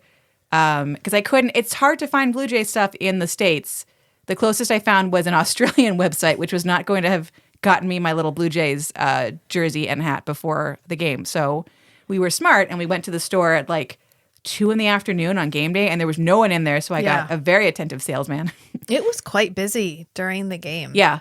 It was nuts. Yeah. I'm glad we went. We timed beforehand. it just right. Yeah. Going in the Sky Dome was really cool because I've seen it obviously in pictures, but it was really fun to go there and actually be inside it. And the Jays were so good. We had such They good won. seats. They did win. We had to leave early, but we left after. We left at the exact point that both teams stopped scoring. It was perfect. It was just perfect. And we had I made everyone eat street meat. Yeah. So we all had hot dogs. Rachel had a hot dog with poutine on top of it. I did. Matt had a hot dog longer than his arm, which was very exciting for all of us. It was a good time. The Jays were perfect, and the Sky Dome was all lit up, and it was supposed to rain, and it like We even rained got to 2 watch drops. the dome close. Yeah. I just I annoyed the hell out of Rachel by whispering higher than high at the peak of the fire all day long. It was a good. Really the best part about the Jays game, except the hot dog and the seeing the Sky Dome close, was the guy from Saskatchewan sitting behind us who was having a conversation with somebody next to him. And it was the most Canadian conversation I've ever heard in my entire life. I missed this. What? Okay. You didn't hear him back there? No. Oh my God. It was hysterical because the guy was like, "Oh, where are you here from?" And he's like, "Oh my God, I'm all the way here from Saskatchewan." He's like, "Oh my God, I totally retired. I was like 39, man. I don't even know. So I just come here all the time. I love the Blue Jays." And then he was like narrating. He's like, "Oh, this guy, he never hits. You just watch. You just watch." Eh? It was hysterical. What is this hate crime you are doing to me? You're welcome. That's what it felt like. No, to me, I think so- Rachel's got the Is that an accurate depiction of the accent? the impression. Yeah, I think she's got it down. That's what he sounded like. It was amazing. I was just in love with listening to this man talk. Well, I learned a lot about it the was Blue two Jays. guys with like the same accent. It was like the Great White North baseball edition. Well, they were talking about the baseball players, which was really interesting. So he was like, "Oh, this guy usually scores, this guy doesn't." And then it was like, "Oh, last night they actually played the same team and they lost last night by the same number that they won that night." And he was saying they hadn't gotten a run in like 5 games. Like this was the first time the Blue Jays had scored. Normally I go to Jays games and they're just, well, not normally. Once every 10 years I get to a Blue Jays game and they're just not very good. So like my expectations were very low. And then getting there and it wasn't just scoring. They were all getting home runs. I was losing my goddamn mind. Yeah, the guy behind us was like, "Oh yeah, he hasn't got a run in 20 innings." And then, of course, Kayvon was our favorite player. I like that we now as a podcast have our favorite Blue Jays player. Yeah, Kayvon. Yeah. I'm not Kevin. Not that guy. And there was a Vladimir. We should really honestly. Oh, Vladdy. Well, but like everyone loves Vladdy. Like Yeah. he's like even I know him. He's like a big star guy. So I like that we root for the little guy and we're rooting for Kayvon. Yeah, Kayvon. Kayvon, we love you. Um, Also, you were great. just for anyone that happens to be busty, here's just a little PSA. If you buy a jersey, maybe don't buy it in your exact size. Maybe go up a size. Because if you buy it in your size and then you jump up and down a lot freaking out that the Jays have scored, you're going to flash everyone in your section. So just as a PSA, just in general, theoretically, maybe don't do that. Yeah. Yeah. Or buy the t-shirt that doesn't have buttons. Yeah. Or, if you want to make some friends at the Jays game, I nearly had a boyfriend. Rachel got in the way of me getting a boyfriend at the Jays game. When we were going to go get hot dogs, Meg held her hand out because it was quite crowded. That way we wouldn't get separated. So I took her hand and the guy was like, oh man, I was going to take it. We did the baby elephant walk, so like I didn't hear or see anything. I just had my hand behind me, like doing a come hither, and I could have had a man, Rachel. I should have just waited, been like, "Come on, anyone?" It could have been a love connection. Maybe it would have been the guy from Saskatchewan behind me. No, it could have been. He's already retired. I mean, that's money. I mean, he retired young. He was in the logging trade or something. So what, you got his whole yes, biography? because he told the guy next to him. So Yeah, the guy sitting next to him, he didn't know. yeah, They were just strangers that sat next to each other, and they're just telling, my life sharing story, bro. life stories. Yeah. Man, well, I mean, I think as this podcast and perhaps future podcasts will establish, I'm not against an older gentleman caller. I mean, there's nothing wrong with with that. the opposite. And then day 5 is labeled Stratford. Can you feel it? We are in the splash zone now. I regret nothing. Yes, of course. This was the day we were going to go see the man we went to Canada ostensibly to see. I mean, we went to see everything else too. But this is what got the whole ball rolling down the hill because Meg was like, we could just go see Grand Magic. Like, yeah, okay. And then all of a sudden we were staying for a week. We were going to Toronto. We were going to Jays games. Sorry. I'm real loud. That's okay. That's what the acoustic tile coasters are for. In fact, there's even a picture that she found online of Geraint with 2 women, and she just blacked out their faces and put me on one side and then wrote you on the other side. Okay, blacked out their faces sounds like I'm a serial killer. I just put a little black circle over their faces and then in white writing put me and you, which doesn't make it less serial killery. I realize this as I say it aloud. I used the computer to black out their faces, okay? It's fine. Not a Sharpie. It's fine and normal. And I just, from this point on, I know he's not listening, but Yet. Sir, if you're listening, please don't listen to the rest of this. This is not for you. Please. But we went to see Much Ado About... Well, we stayed over a bar first, which was really cool. And we really arrived quiet. in Stratford at 11:20. And the bar closed at midnight because I guess at Stratford the sidewalks roll up at midnight. Which you're a town full of actors; they all like to get drunk. Why is the bar But they closing? are also too poor to get drunk at a bar. They're drunk at home. That is fair. Yeah. They may maintain their own bottle collection. Stratford actors, if you see podcast people in the future, I will buy you a drink because I love all of you, and I'm so sorry, but I love all of you. And Matt ended up having to drive the car away, and we noticed that there was a cat cafe. So that night before we went to bed, we already had reservations at the cat cafe. Not we. You were the one who was on top of this like a ninja. It's like cat cafe, cat cafe, cat cafe. So I got reservations at the cat cafe, which we actually opened to the cat cafe, much to this woman's like chagrin. Frustration. Yeah, we were there outside, like with our noses against the glass, going, "Where's the kitty cats? Where are the kitties?" And can I say, I have a new dream job, which is the like ambassador in the cat room, who was just in there to introduce people to the cat. She's like, "This is this cat, and he's my little ball of sugar." And she's just like, So I very much enjoyed the Stratford Cat Cafe, which I think isn't that just its name? Isn't it just like Stratford? It's Alley Cat Cafe. Alley Cat. Okay. Yeah. So I recommend them the coffee. I don't think we ate there, but we had some coffee and it was really good. It was really good. It seemed pretty clean. I mean, like a cat cafe always has like a mild soupçon of urine, but like very mild. It was very mild. It was very clean and nice. Yeah. I have only been to 2. Like this is my second cat cafe, so I don't know if the first place I went was an outlier or if this place was the outlier. I've never been to one that had like a cat concierge who stays with you. She was very nice, but like I was like a little uncomfortable. I got a vibe that presence. she's a volunteer. I got Maybe. the vibe that she's a volunteer that like maybe they didn't like ask for volunteers. Yeah, I would say I got the same vibe. Sweet. She was very nice. She was very I'm a sweet. bitch, and I'm sorry. I just like I thought she was like bringing us in to be like, here's the rules. Don't take a cat home with you. Don't hurt them. I'll come in an hour because you're only allowed to be in there for an hour at a time. Like you pay for an hour at a time. And then she just didn't leave and kept making like chit chat about all the cats. And then I was like, okay, I don't. It's because you wanted to be alone with Tobeans. Tobeans is my soulmate. Tobeans was adorable. Tobeans is the cat that like completes me as a person. And I have cats at home, and they're not gonna listen to this. That's fine. But like, Tobeans was a big black cat who has diabetes, right? I think. And he came out and he sat in his little donut cushion that is his little throne. And he just wanted to be loved, and I wanted to love him. So I don't know what happened the rest of the time we were there. I spent an hour staring deeply into Tobean's eyes and him into mine. So. It was very sweet. It was a older cat who had been abused, and it was on a weight loss journey, but it also had diabetes, and it kind of limped. And it was just like, I am here for love. So I identified with him on several levels. I'm here for deeply, love. Personally, intimately. Yeah. Tobeans and I know each other's journeys. Although they had the one cat that had its own special warning that was like, I'm just here to be a guard cat. Don't touch me. Don't look at me. Don't interact with me. Like, you'd think you'd remove that cat.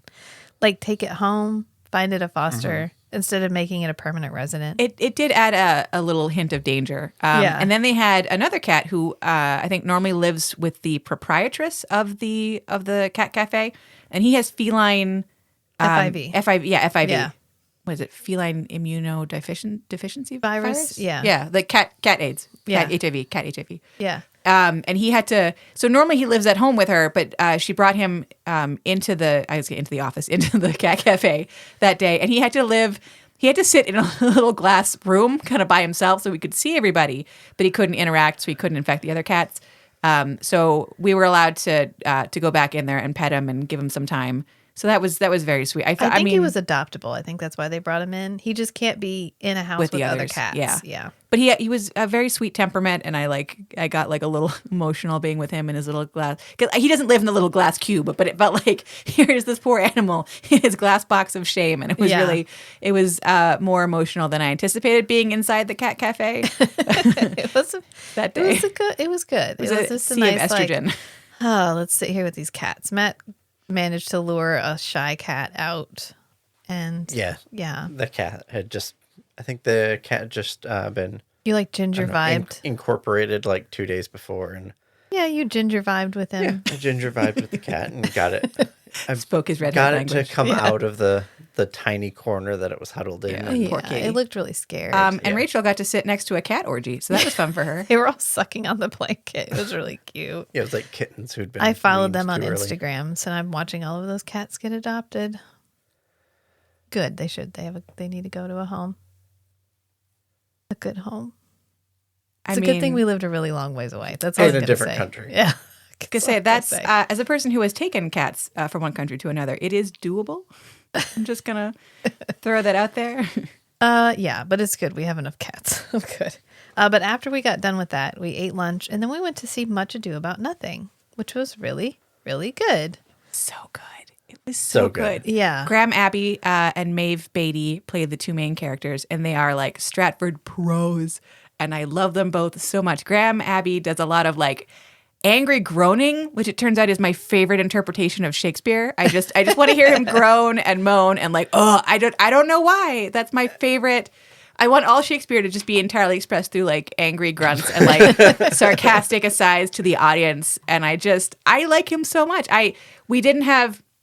We made the decision not to like stay afterwards and like stand by the stage door and make him uncomfortable because we had another man to make uncomfortable that day. I think we were all in a weird headspace because we were all like tweaking out. Ready. We were the level of tweaking out that happened, I think, slowly increased throughout the day until really I could have vibrated through a wall with my particles by the time that Grand Magic happened. But I highly recommend if anyone gets the chance to see anything with Graham or Mr.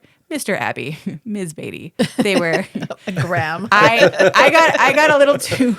We'll discuss. I got a little too personal with people's names. I'm trying to be polite with people I don't actually know, but just like A+ pro Shakespearean actors, and it was really accessible and really really funny. And even though we were sort of, I didn't get the very very best tickets. We were kind of near the back of the orchestra, but it was still close enough that we could see everything, and yeah, I really enjoyed it. And as Rachel pointed out when we were there, they changed the ending to the play. They modernized it a little bit. Yeah, I thought it was really good. Yeah, a little bit more of a change. feminist. I was gonna say retelling, a little bit of a feminist twist on the ending, which I thought was really kind of cool. Like bringing up like questions of virginity and like things people had done in their past before dating you. And I don't know. I thought I really liked it. Yeah, I thought because to me the ending of Much Ado About Nothing is usually very problematic because they shame her. They wait. They don't discuss it with her. They wait until they're at the altar of on their wedding day, and then he shames her at the altar. They think that she has had sexual relations with someone before she's getting married to this new guy. Right, and then she has to pretend to be dead because this shames her in front of everybody. So it totally ruins her reputation, like altogether. And then ultimately they find out that she didn't do that. And so he's like, okay, well, now I'm willing to take you back. And they give her a whole speech where she's like, what do you mean you agree to take me back? Right, they changed, it a little that's bit. where they changed it, where instead of her being like, oh, thank God, now you're willing to take me back. It's like, yeah, but am I going to take you back? Because you were a bit of a bitch and you were a coward. And how can I expect that that's not what's going to happen the next time somebody in any way insinuates that I was unfaithful? Yeah, you immediately believed everybody over me. Right. How are we going to have a relationship going forward? But they still end up together, but I like that there's that that reckoning. Yeah, like we need to establish rules before we move into this. Yeah. Yeah, that was good. And then, of course, we went out to eat, which was the famous Yellow Jacket dinner. God. Dinner de la yes. Yellow Jackets. Poor Matt. Matt had to save us from being murdered by killer bees, basically. Yeah. I mean, it was they were understaffed. The food was really good. And I just wish they'd had enough staff to, I don't know, clear away the bee cups, the Yellow Jacket cups. There were hornets or yellow jackets that just kept falling into like sweet alcoholic drinks. They were open, just like there was one slices on the table, of fruit, yeah. And wasps love anything sugary. So they had like just an old cocktail cup sitting there with a slice of orange on it, and it's covered in yellow jackets. And they didn't like clean they were probably waiting for the yellow jackets to leave before they took it back to the kitchen. I don't know. Maybe they were worried about taking a like swarm of yellow jackets into the kitchen. Anyway, I think you're putting more thought into it than maybe they did. maybe.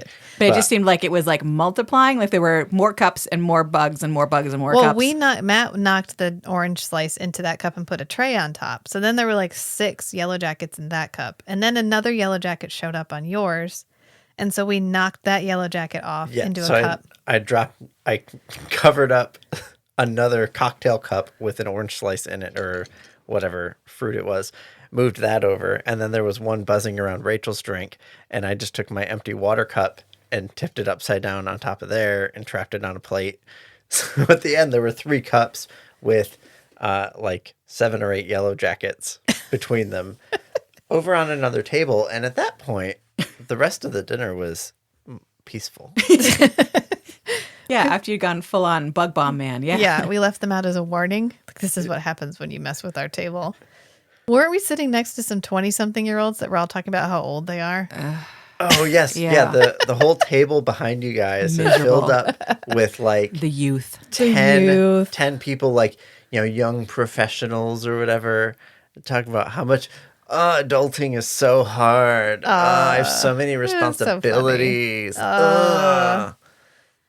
Yeah. But it's okay because then we went back. We got changed into our fanciest of fancy clothes. And then we went to Grand Magic at the Tom Patterson Theater, which was really beautiful. It was brand new and was really beautiful. But fuck the theater. We weren't there for that. So we got in. First of all, we went to take pictures out front, and it was the most Canadian thing happened possible, which is a guy walked by and said, "Hey, can I take that photo so you all 3 can be in there?" Like, thank you, sure. And then another person walked by and was while that person was framing up the shot to take a picture of us. Yeah, can I take that picture so all 4 of you can be in there? And I thought, my immediate thought was like an artistic experiment, like a happening where we do that and we see how long of a chain we can get, like how many people we can get in the photo. Us and every fancy old man coming to see Grand Magic. My favorite part is we got there early specifically so we could scope out where we thought they were going to walk out. Oh my God. Yeah, so where is the back exit that the actors are going to be accessible? I had found a photo on Instagram from another couple who had been to Grand Magic earlier in the season, and they had gotten a picture with GWD. And so, like an absolute psycho, me looked at the picture, figured out what was visible behind them in the shot, and then walked around cased the building to try to figure out, okay, where were they standing? So there's like a dumpster in the background. We figured out where the dumpster is behind the building, and then figured out, okay, here's the exits. They're sort of near the dumpster. We figured out within a 5-foot radius where they were standing when the picture was taken. Yeah. I'm not proud of us. I'm proud. I'm so proud. That was such good forethought. So then we figured out the fastest path to that point after the play It was like the saddest Ocean's 11 movie you've ever seen. The most strategic. Thank you. But then we went to see Grand Magic, which was really, really good. And we had amazing seats. So when I was on the website looking at the seat roster of what's available, the very front row was available, and I suggested that to Rachel, and Rachel smartly, and I credit you with this, you were like, I can't handle being in the front row, and I was like, okay, whatever, and so we got the second row. I barely held it in my body in the second row, so. Because he was good job. Quite near us he made out like 5 feet in front of us. Yeah, he was mostly hanging out at the far end of the stage, exactly which where we is like 10 to 15 feet away from us. So close. And we got to see from 10 to 15 feet away, Geraint make out with a woman. Yeah, and Meg kept grabbing my arm. Like I needed to hold on to something. I wasn't. It was so good. I wasn't prepared. It's a good thing we were in the second row, because into the second row, the seats were attached to the floor. Yeah. But in the first row, they were just loose seats. Oh, yeah. They would have heard me like scooching my butt back the whole time. Parts of Meg's body were already trying to get to the stage. You know what? Okay, so I guess, again, to defend myself, So I'm a little flustered. So I can cut it out if you don't want to talk about it. No, it's fine. It's fine. So I wore what I thought was my prettiest dress. It was a very pretty dress. But unfortunately, I have a lot more tits and ass than I think the dress was made for. So what kept happening during the show was the tits and ass just kept coming out. And I kept trying to put them back where they're supposed to be. And they didn't want to be where they're supposed to be. They're like, girls. They're like, oh, Geraint Wyn Davies is on stage. Here we are. So I'm glad that, like, even though he was close to where we were, there wasn't, to my recollection, a part where he was like standing, staring out in our direction. Yes. Because if there had been, I don't know what would have happened, because I was very much flashing everybody in front of me. So I'm very glad, very glad he couldn't see. So yeah, I don't know that I would wear that dress the next. That was it. So it's a theme of the visit. I guess I would have worn less revealing clothing the entire trip to baseball and the theater. I would have covered up my shame a little more, because every time I looked down, I was just like, oh no. Back in there. It was, and I did find out that Stratford only makes DVDs of Shakespeare productions. Oh, I didn't know that. So they won't make one of Grand Magic. Wait, how did you find? Did you ask them? How did you find that out? Because I mentioned in another podcast, I hope they make a DVD of Grand Magic. So somebody messaged me and said, "Oh, I've asked about Rocky Horror Picture Show to find out if they were ever going to release a DVD of that," and they told me no, they only release their Shakespeare productions. I wonder why. I mean, it's probably for rights. Licensing. Yeah, it's probably rights on the play, because you don't have to pay anybody to. Yeah, I guess that's Shakespeare. I guess that's true. I mean, it doesn't really hurt us much because GWD does so much Shakespeare that we'll get some more. With any luck, he'll be in Shakespeare next year when we put together the Splashing Part 2. Hi, Garrett, please. Come back, even though we said we're going to be there, I swear to God. But then we get to the very best part, which is we got through the whole play. We made it. And then we went around back to wait. We went around back. They said, Matt, go around with the posters to be signed to make sure we didn't miss him. I had brought my Comic-Con hard plastic poster tube because I was prepared. Not in clothing, but in spirit. Yeah. So we threw that in Matt's hands. And we basically threw him up the stairs and said, run as fast as you can. Because we thought that, I don't know, like I guess that all the actors would just immediately change clothing and run out of the building because they knew we were there. Some of them did. Yeah. Some of them came out pretty quick because the guy who played... Oh, Gordon S. Miller? Yeah, he was out pretty quick. That poor man.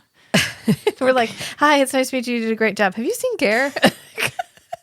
Who did you play in the show again? He was the main guy. I feel this whole experience was just mortifying. Well, no, we were so focused. It's fine because we were focused. We'd been waiting the entire week to do this. Yeah. So we stood, there were two entrances that were like near each other in the back. So we were like freaky deaky going like back and forth between them. And then we realized that because it was the last night of the show, the cast was having their cast party. So we interrupted their cast party because we're bad people. I didn't realize when I bought tickets that it was the last night. I thought it was like any other night. And then slowly I realized it was their final night. So like, of course they're getting sloshed and having a good time. And we're just heavy breathing over by the stairs. Oh, so Gordon S. Miller, who plays the main, I guess he and Garrett, I can't call him Garrett, embarrasses me, that he and GWD were like the equal leads of the show. He came up pretty quickly.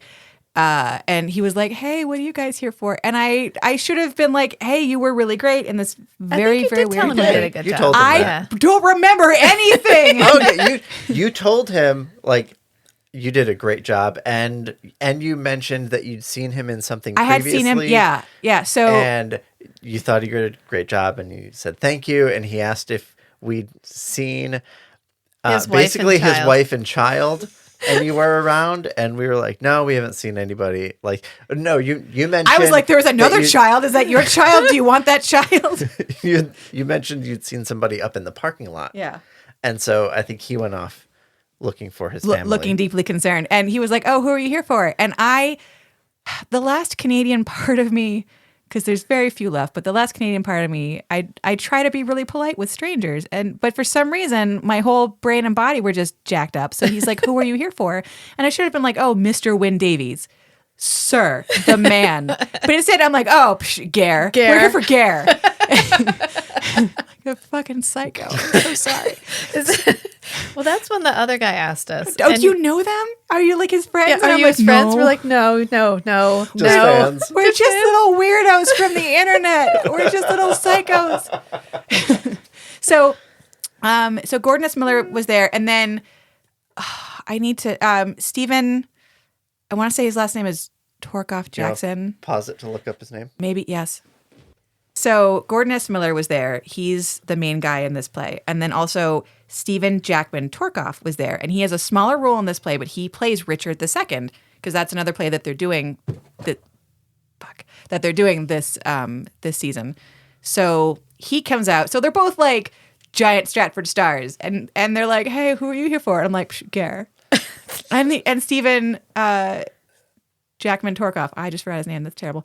He's like, oh, you guys friends? And I'm like, no. Oh, are you his friends? We said just fans. Just fans. Yeah. And he's like, oh, like let me. He's just. Do you want me to go get him? And I panicked. I was like,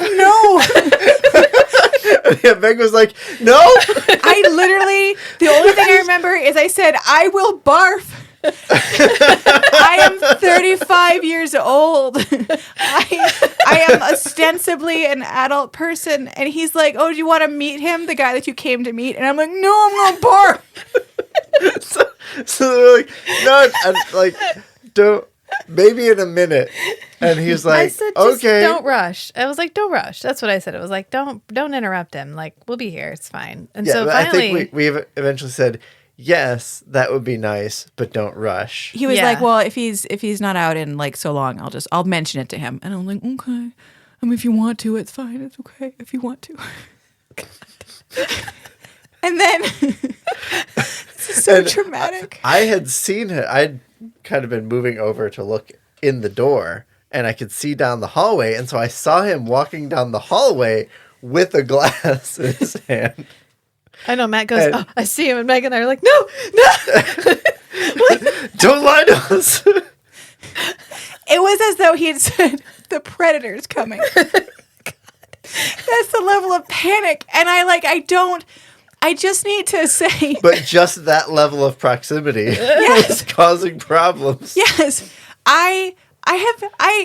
This is not like, this is going to sound like a brush my shoulder off. I've met human beings before. I've met semi-famous people before. Kind of famous people, and I'm a shy person with strangers. It takes me a little bit to warm up, but I'm not normally a total head case. Do you know what I mean? Like normally I'm like quiet. I'm not having a full on existential crisis. And I can't explain to you why. And I think Rachel had the same experience. Yes. But for some reason, when GWD walked out those doors with his little plastic cup of white wine and said, I hi, went into I'm fucking Gare. standby mode. It was just like, My brain left my body.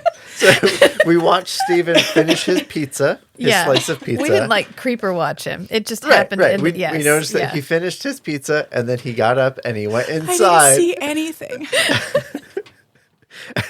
And so I said, oh, he went inside to get Gare.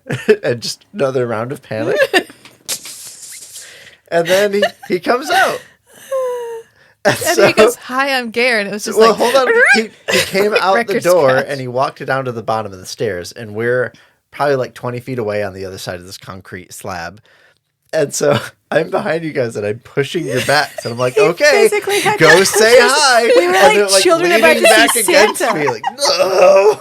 It was literally like when you have a scared child about to meet So Santa then Claus. he saw one person make eye contact with him and two people.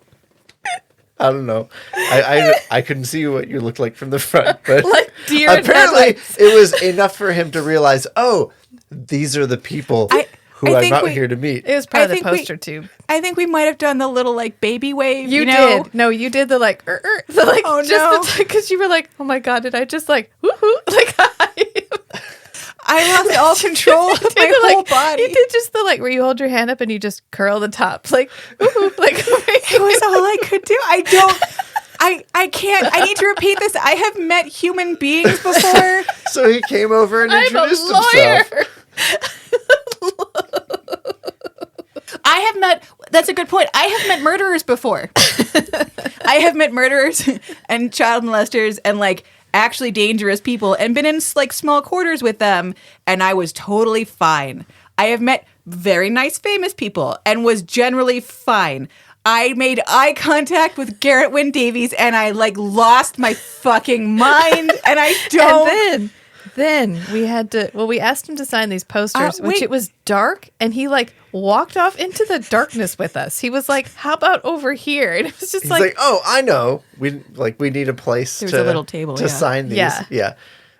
So we walked over there. We took the posters out. You missed the most mortifying part, which was when he came out and said, hi, I'm Garrett. And I said, I know. Why did I say that? So then Rachel and Meg were both just quiet. So I said, this is Rachel and this is Meg. They're both big fans for a really long time. We were just staring at him. I can't defend myself. I can't explain it. And the worst part is I have very little independent recollection of any of this. Matt keeps saying things that are happening, and they are new to me, listener, because I don't recall them. I know somebody mentioned we had a podcast. Oh, I did. Yes, yeah. I immediately And was they have a podcast. He goes, oh, really? For that part. And then you were like, yeah, they're all the way up to season 2. And then he asked where we were based, and I answered. But I don't think I finished answering because he just gave me this really puzzled look. And I remember So I thinking, like, finished what did he say? clarifying. Oh, shit, what did he say? Because I couldn't remember what he'd actually like, asked. probably, like, when I lived in Canada, I didn't know where North Carolina was. So, like, my guess is that when you said North Carolina, he had the same mental map of America that I grew up with, which is New York, California, and Illinois. And Florida. Yeah. And nothing and nothing else. Right. So, yeah. Well, and I kept handing him different colored Sharpies. Like, do you want the silver one? Or do you want, he was like, no, this one's fine. I remember him asking, "Oh, do you guys want me to like personalize it?" And neither Rachel nor I could make words, so Matt was like, "Yeah, no, it's fine, it's fine." I heard the words in my brain, and I was like, "Oh, that'll be nice," and my mouth was like, "I'm not here for you, dude." I don't know what you're saying. Oh God. At one point, we tried to like, I tried to like shake hands, and it was like almost an elbow bump and almost a handshake, and I don't think anything connected at any point. I think he did shake our hands right at first. I at least shook his hand. And then he like shook Meg's hand, and then I was because in my mind I was panicking. Did you see it? Because I don't recall it happening. No, because in my mind I was panicking like I'm next. Oh shit, I'm next because you turned to tell us. God. But then we got a picture with him, which was really nice, and then we let the man go. Like released him from having to be with these two weird women who clearly cannot form sentences in his presence. And then we had to live with that for the rest of the night, which is when Meg downed an entire bottle of Ribena. Well, okay, so after that we walked back to the hotel, or the Airbnb, the bar below the hotel. And Rachel's like, we need to do a round of shots. Yeah, I was like, I need just to like, I don't know, stabilize the trauma or something. And so, but the bar closes soon. I don't even know how we got back to the bar. We just appeared there in my memory. And so we got in there, and the guy was like, "Oh, sorry guys, I just did last call." And we were like, "Oh, like we just got away from this play, and we're staying in the room upstairs." And Rachel's like, "Do you have any liquor?" And he's like, "Yeah." He's like, "Oh, did you get your complimentary drink for like staying in the Airbnb above the bar?" And we're like, "No, we haven't gotten a chance yet." And he's like, "Oh, okay, fine, let's just go over here. Like, I'll take care of you." So we weren't going to get like we got a free beer. liquor. Yeah. We just got a shot glass of tequila. Yeah. And it turns out a shot glass of tequila on total empty brain puts you in an even weirder. Again, dear listener, I direct you to the website where the photo of us shows no brain activity at all. Just peaceful emptiness inside my head where a brain used to live and no longer lives. I am changed forever, and I'm dumber and happier for it. But then we had to go back and go to bed because we had to leave to go to the airport the next day. And so I went to sleep. But when I woke up, there were like 16 Discord messages back and forth between you and Meg. So there weren't. So the Airbnb was really cool. I recommend that anyone stay there. I'll have to look. Well, on the notes, maybe Rachel can put the name of the bar that we stayed above because I don't recall what it was. Matt remembered what it was. What was the Heritage something or Heritage Hops? Heritage Hops. Hey, Heritage Hops. look at that! Yeah. I do have some memory from that whole week. So the Airbnb above was like patterned after the bar. It was really cool. I would stay there again. I thought it was kind of neat. But there's not. It's like one big. It's like a what do you call it? Studio. It's a studio apartment. Yeah. So there weren't a lot of plugs. So to plug my phone in, I had to plug it in by the couch, so across from the beds. So I was a little tweaked up. I couldn't sleep. I decided to mix Ribena and like flavored bubbly water, which is A+. I recommend it. And we were leaving like the next morning. Yeah. first thing, So I couldn't bring and a we lot had of liquid. 3 beers left. So I decided to finish the 3 beers. Yeah, because we're environmentally friendly. and went I was to reading. bed. I was reading a book. And so Yeah. I sat there and read a book for a couple hours, and Meg was standing at the window. Because my cord wasn't long enough. Leaning against the wall, just like not live, whatever the equivalent of live tweeting is on Instagram, just relaying my whole experience because I was tweaked out. And then I was tweaked out even more on the Ribena mixture, which is just like sugar crack. So I'm surprised that my eyes were going the same direction even. But I have to imagine that every time Matt looked up, it was just my glowing face in the dark as my eyes circle like left and right, like laughing to myself leaning against the window, like a full-on Pretty ghoul. much. Yeah, Pretty much. yeah, Yeah. right? Accurate depiction, yeah. So so Matt and I were like giggling quietly, getting crunked each in our unique way, getting crunked. Yeah. While Rachel tried to sleep. Oh, I was asleep. Rachel was out. Yeah. I was this close to climbing on the ceiling like the girl from The Exorcist, like Reagan. I was having a full-on out-of-body experience. I remember that. I don't remember meeting the man other than calling him by his first name and being mortified for the rest of my life. And saying, I know. And saying nothing except, the one thing I remember saying was like, oh, you guys filmed it right before I left Canada as a kid. So it reminds me of my childhood, like all the places that you go and the stuff that you see and like the clothing that you're wearing. Like that's home to me. Like that's my whole childhood in a show with like vampires and cops. And he was like, that's nice. And that's all I remember. What a weird fucking thing for me to say to him. I think he made a crack about, okay, I'll have to watch it someday. Like I'll have to watch the show someday. Yeah, like he hasn't seen it. And he said that he's never watched Forever Night. Which how could you watch 70 hours of yourself making out with strangers? That's a punishment in Russia. How could you possibly? And like, how do you respond to that? Oh, we've watched you make out with lots of women. It's super hot. He had to have watched the episodes he directed. Well, but like while you're directing them, right? I mean, but did he ever just sit down like at home and put it on the TV? I like to think we inspired him. So like he put it on when he hope went back to not. the South. Because he was like, I'm flying to the South of France tomorrow. And like, yeah, he was like, and it's all just crazy. I remember he said that. He was like, it's all just, and then he looked at me and I'm probably just staring at him. And he goes, crazy. God. So I was telling all these flashbacks just keep coming back to me. So for the podcast, like, distribution platform, there's metrics to see, and you can see like the geolocated like countries, and they're kind of hand wavy guesses most of the time, but you can see like the percentage of your downloads in each country that has had users that download the podcast. And so for like the next week, I was telling Rachel, he's probably going to go home and tell his wife, oh, yeah, I met these crazy people that apparently they're doing a podcast for this TV show I was in like 3 decades ago. I think you're giving us way more credit. And, I think he was probably didn't like, even say the nice, name. and then her being us. like, well, I got to listen to this. We didn't even. So we've been watching the metrics to see if anybody downloads it in France. No. I didn't even have the what do you call it? The presence of mind to say the name of the podcast. I was just like, my friends have a podcast. And it's very cool. It's all about you.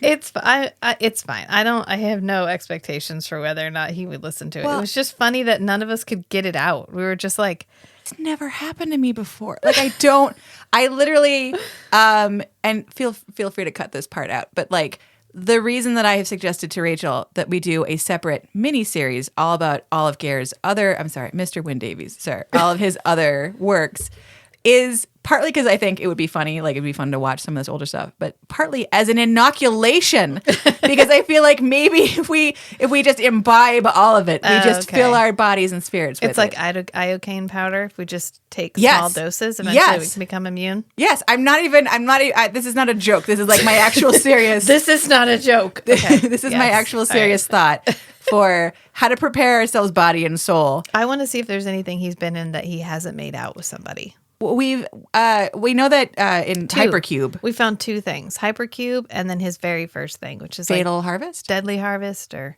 something like that. The one, but he's Gary Davies in that. So does that count? I mean, for the completeness of the podcast, it absolutely does count. Yeah. But that was my thought, is that if we just keep imbibing, maybe at some point we'll be able to stand within 50 meters of him and not have a full-on emotional blackout. And I actually I keep mentioning that there's the Facebook groups. There's the Geraint Wyn Davies fan club Facebook group, and then there's the Forever Night fan Facebook group. And I posted some of our photos and like I put some information into both groups because I thought no one else on the internet's going to care about this, but you guys might. You guys seem cool. So I posted that stuff, and several other women who had met him were like, oh yeah, no, we also blacked out the first time. What is this? So, like, it makes me feel better that it's not that we just both, like, were roofied by his charms, which we were. But, like, it makes me feel like a little less like an outlier. But also, what is happening that every woman who meets this man immediately blacks out and cannot remember after. I keep teasing Matt. I'm like, you're the only one who has any memory of this whole event. What secrets did he tell you? What magic did you learn? Like, is Rachel now like the luckiest girl in town? You just using all your GWD. Yeah, look at that. Look at Matt's. Okay. Listeners, I wish you could see this because the look on Matt's face is like very Cheshire Cat right now. Yeah. The magic of the Makeout King, the Toronto tongue tornado, the things that this man the things that this man has taught Matt. Toronto tongue tornado. He can't ever listen to this. I can say these things because I know in my heart he will never. My immediate thought was if we made a T-shirt for him that said that. I believe he would wear it with pride. I made you something. Don't open it till you get on the plane. But the only promise not to open it till you're airborne. His wife is going to be like, "Can I get a restraining order across continents?" I'm sorry, Claire. He's all yours. Okay, I'm so sorry. So the only thing that is keeping me at all sane and not so mortified that I dig a hole in the ground and bury myself in it is that I think he had been having such a good time at the cast night party based on the fullness of the cup of white wine and the gentle wafting of the smell of white wine coming off of him that I don't think he recalls meeting us, and I hope not. I hope not, because it's just like, how do you, if that happens to every woman who meets you, maybe you're just used to that blackout happening and you keep pamphlets for the men, I guess, in your back pocket, but like aftercare. I would say his face was fairly flushed. So he was having a good time. It was his closing night. Like, good for him. Plus, like, what's he going to do tomorrow? He's going to be on a plane. You can be hungover on a plane. Yeah, I'm sure he's been hungover on a plane before. All the way to south of France. Yeah. Yeah. Well. Anyways, that's as much as I remember, and I'm so sorry that we don't remember more. And then we flew home the end. Like, we drove back and flew home. And then we just had to live with the fact that we were not in Stratford, we were not in Toronto, and we won't be until next year. But that's okay. But I'm definitely going to get a membership to the Stratford Festival because it was so amazing. I am kicking myself that I never went as a kid. Like, I'm really frustrated by it. It was only like it was no farther for me to go when we used to go to Michigan every summer than it would have been for you to go. Yeah. Yeah. Stratford's like less than 2 hours, maybe? It was 2 hours from where Rachel and I grew up in Michigan. And it was about an hour and a half, like hour and 40 minutes from Toronto, but I think that was mostly traffic. Well, and that's from us leaving right by the Sky Dome. So like literally the very, very, very heart of Toronto, like downtown Toronto. Right. After a Blue Jays game. Was the Blue Jays traffic. Yeah. So like really on a normal day, like you're not going to be driving out from the very heart during a game. Like it was not very far at all. Stratford seemed like a really cute little town. I'm sad that we didn't spend more time there. They're doing like a Gilmore Girls themed thing, right? They have the Stars Hollow in Stratford because they're like, we're like Stars Hollow, which is the town. I follow Stratford on Instagram now too. At Stratfest. It's so cute. I would definitely, I'm looking forward to going back and getting a chance to explore. I'm looking forward to going back and getting a chance to see some of the plays. I'm looking forward to going back and maybe talking to people like a human being with thoughts in my head. That seems like a neat change of pace. #goals. I think it's good. I think we're going to do good next time. You know what? We'll just bring more women and we'll put them in front of us. So they get the full brunt. They can absorb the shock. They get radiation. They get they absorb the shock, and then we actually get to continue to function. I think that'd be fine. Or bring Matt at least with a pen and some paper so he can write down what happens. We need to get him to film it next time so we can rewatch it. Oh God, no. I couldn't even make a handshake happen. I was like, hand, elbow, hand. Like it was, I have never lost. I'm surprised, honestly, that I didn't shit myself because I lost all control of all of my body. My hands, my mouth, my brain, my face. Like I've never... Look at those photos, Rachel. Just mortifying. Just absolutely mortifying. But we had a good. I think we had a good time. Yeah, we had a great time. So that was the story of our time in Toronto. You had as good of a time as Natalie had at the restaurant with Nick. Oh, God. Getting her neck meat caressed. Okay, We could have both had our neck meats caressed. we We would wouldn't remember. know. Yeah. Good thing I was there. yeah. No. The things that you know, Matthew. That's the worst part. Is I know. At least I could pass on some of the Here's what you happenings. did. Here's what he asked. Here's what you said in response. Yeah. Well, I know what you're willing to say is the problem. None of us will ever know the truth. I mean, it's as I was listening to the podcast on the drive here because I only have one source of entertainment, and it's you two. But hashtag find the lie. So I was listening, and you were talking about like the fallibility of human memory, and I was like, yeah, correctamundo, buddy. But the things that you know and will never tell us, they drive me mad. So next time, I hope that we have some goals. recollection. Yeah. Yeah, we are planning to return next year, just as a wrap up for this. Eventually, if you follow me on the website, I'll put up a interest form for anybody else who might want to at least meet up when we get there. So I'll just put up a thing so you can get yourself added to a mailing list, so I can just send out information as I have it. I hesitate to call this anything organized. It would just be here's where we're going to be if anybody else wants to be there too. So I'll put that on the website. I'll probably announce it on Instagram, and I might share it in the Facebook group. It just depends on how ambitious I'm feeling. So if you want to just check back into the website periodically, that's probably the best thing to do. Or I don't know, join our Patreon. Join our patron. I mean, it's very cool. If you're obnoxious enough in there long enough, they will invite you to be on the podcast. That's how that works. Yes. So I don't know. It occurs to me that I plug Patreon every time, and then maybe my entire audience doesn't know what that is. But it's a website where you have the chance to support creators, and each creator sets up their own tiers. And so we have a $1 tier, we have a $5 tier, and then we have some higher tiers as well. But the $1 tier just gets you our undying gratitude. And it gets you content posts. Yeah, and any Patreon-only patron posts, exclusive posts. Like the watch-along tracks. The watch-along tracks for certain episodes. The cocktail Forever Night recipes. fan fiction. Yes. Which is quality. I recommend it. My old Rachel's fan high fiction. school Forever Night fan fiction. And then the $5 tier gets you in the Discord, which is where Matt and I generally converse with people. I see people leave comments and stuff. I don't generally read comments.